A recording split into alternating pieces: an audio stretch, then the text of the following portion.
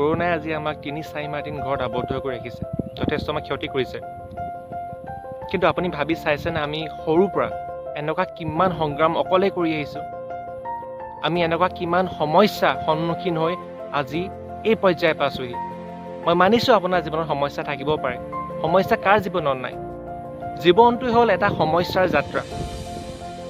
জীৱনটো হ'ল যে এটা প্ৰশ্ন যাৰ উত্তৰ বিচাৰি বিচাৰি আমি জীৱনৰ মাদকতাবোৰ লাভ কৰি গৈ থাকোঁ। সমস্যাবোৰ আছে কাৰণে আজি সফল হোৱাৰ মাদকতাক বিচাৰি পাওঁ, পৃথিৱীখনৰ মূল্যক বিচাৰি পাওঁ, ভাল বেয়াৰ মাজত পাৰ্থক্যটো বিচাৰি পাওঁ। আজি অভাৱ আছে কাৰণে উন্নতিৰ মূল্যও আছে।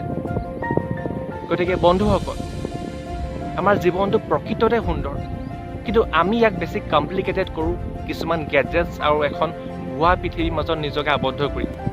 বন্ধুসকল, প্ৰতিজন মানুহৰ কিছুমান আশা আছে জীৱনত, সপোন আছে, জীয়াই থকা হেঁপাহ আছে। এদিন চালা গোটেই পৃথিৱীখনক হিলাবলৈ মন আছে, চবৰে মন আছে, কাৰ মন নাই? কিন্তু তাৰ কাৰণে কৰ্ম সাধনা কৰিব লাগিব। যিমানে ডাঙৰ সপোন হ'ব সিমানে আপোনাৰ ডাঙৰ শত্ৰু আহিব, আৰু সিমানে অসংখ্য বাধা সমস্যা আপোনাক সমালোচনা কৰিবলৈ এটেকিং কৰিবলৈ অসংখ্য মানুহ আহিব। সঁহাৰি জনাবলৈ অহা মানুহৰ সংখ্যাটো খুবেই কম, কিন্তু ঠেংটো ধৰি পিছলৈ টানিবলৈ বহুত মানুহ আহিব। এই জীৱনৰ এই অংশ, আৰু প্ৰতিজন সফল ব্যক্তিয়ে সকলোখিনি পাই গৈছে, সেয়া লাগিলে ভাৰতৰ হওক বা সেয়া লাগিলে বিদেশৰ হওক। কিন্তু প্ৰশ্নটো হ'ল আপোনাৰ যিটো লক্ষ্য, সেই লক্ষ্যটোৰ কাৰণে আপুনি নিজকে উৎসৰ্গা কৰিবলৈ সাজু হয়নে? আপোনাৰ সেই লক্ষ্যটোৰ কাৰণে আপুনি এখন ভুৱা পৃথিৱী বা অলপমান খন্তেকীয়া আনন্দবোৰ, ফূৰ্তিবোৰ ত্যাগ কৰিবলৈ সাজু হয়নে? আপোনাৰ সেই লক্ষ্যটোৱে শান্তিৰে আপোনাক শুই থাকিবলৈ দিছেনে? যদিহে নাই দিয়া, যদি আপোনাৰ ভিতৰত একোৰা জুই জ্বলি আছে, যেনেকৈ মোৰ জ্বলি আছে, তেন্তে মই ভাবোঁ যে আমি সকলোৱে মিলি এদিন এখন নতুন পৃথিৱী গঢ় দিম, য'ত অন্যায়, ভ্ৰষ্টাচাৰ, অপকৰ্ম এইখিনিক আমি কম কৰি এখন মৰমৰ পৃথিৱী, য'ত ইন'ভেশ্যন থাকিব, য'ত ইনভেনশ্যন থাকিব, য'ত মৰম থাকিব, য'ত সিজনৰ প্ৰতি সহানুভূতি থাকিব। এখন পৃথিৱী য'ত কেৱল মৰম, অনুভূতি আৰু অনুপ্ৰেৰণা বিয়পি থাকিব। কৰ্মটো গুৰুত্বপূৰ্ণ, টকা পইচা গুৰুত্বপূৰ্ণ, কিন্তু it's important to be happy in life. It's important to keep moving on. সমস্যা বহুত আছে, হয় আপুনি সমস্যাটো সমাধান কৰিবলৈ চেষ্টা কৰক, কৰ্ম কৰক, ডেইলি কৰক, এদিন অলপকৈ কৰ্ম কৰক, অলপ দিন কষ্ট খাব, একো নাই। কটাৰীখন চোকা হ'বৰ কাৰণেও গহনি খাবলগীয়া হয় শিলত। মূৰ্তি এটা বনিবৰ কাৰণেও প্ৰথমতে সেই পাথৰটো মৰিয়াবলগীয়া হয়। সেই বিষখিনি সহ্য কৰাৰ পিছতে মূৰ্তি হয়, আৰু তাৰ পিছতে হাজাৰ হাজাৰ মানুহে ভক্ত কৰি পিনি গাখীৰ ঢালেগৈ।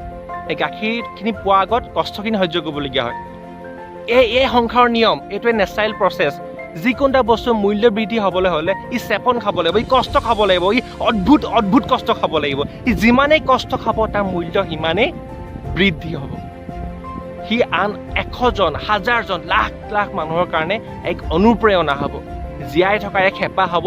অন্ধকাৰৰ মাজত যেতিয়া হতাশাত কেতিয়াবা ভাগি পৰিব, সেই মানুহজনক পুনৰ জীৱিত কৰাৰ বাবে তাৰ নামেই চাফিচিয়েণ্ট হ'ব। প্ৰতিজন মানুহৰ জীৱনত দুখ আছে, কোনোবাই হয়তো গাঁৱটোৰ লগত সেইখিনি কথা ব্যক্ত কৰে, নিজৰ দুখখিনি শ্বেয়াৰ কৰে। কোনোবাই ৰাতি মাজনিশা হয়তো মনে মনে বাৰাণ্ডাত গৈ কান্দেগে উচুপে, কিন্তু তাৰ মাজতো জীৱনটো আছে, পৰিয়াল আছে, আপোনসকল আছে। চালা, নিজৰ বাবে নহ'লেও দেউতা মা মুখততো দুখ দিব নোৱাৰোঁ। অথচ দেউতা মায়ে যিখিনি আমাৰ কাৰণে আজি বছৰ কৰিলে, সেইখিনিতো পাহৰিব নোৱাৰোঁ। যেতিয়া মই নিজে সন্তানৰ পিতৃ হ'ম, তেতিয়া বুজি পাম যে এটা সন্তান ডাঙৰ কৰাটো বা এজনী ছোৱালী ডাঙৰ কৰাটো কিমান কষ্ট, কিমান ত্যাগ তেওঁলোকে কৰি আহিছে, নীৰৱে একো নোকোৱাকৈ আমাৰ বাবে। এই সকলোখিনি ত্যাগ, এই সকলোখিনি মৰম, আজি বছৰ কোনোবাই কৰা সাধনা আমি এনে যাব দিমনে? কেতিয়াও দিব নোৱাৰোঁ। আমাৰ ক্ষেত্ৰত আমি নিজকে প্ৰশ্ন কৰোঁ, কামটো ইমান কষ্ট কৰিও নহ'লগৈ, ইমানখিনি সময় মোৰ এনেই গ'ল। মা দেউতাৰ সময়ৰ মূল্য নাই নি? গতিকে যেতিয়া এনেকুৱা লাগে যে মই কুইট কৰিব বিচাৰিছোঁ, যেতিয়া এনেকুৱা লাগে যে মই হাৰি পৰিছোঁ, মোক কাৰোবাক লাগে সঁহাৰি এটা, মা দেউতাৰ চেহেৰাটো এবাৰ মনলৈ পেলাব, এবাৰ মা দেউতাক ৰিকল কৰিব। তেওঁলোক জানো চাফিচিয়েণ্ট নহয় আমাৰ মাজত পুনৰ সেই জুইকুৰা জ্বলাই তুলিবলৈ, এনাৰ্জিটো ঢালি দিবলৈ, যেন য়েছ we can also' influence this world one day through our creativity. We have to win. Problems আছে, but we have to solve it and we need to keep on moving.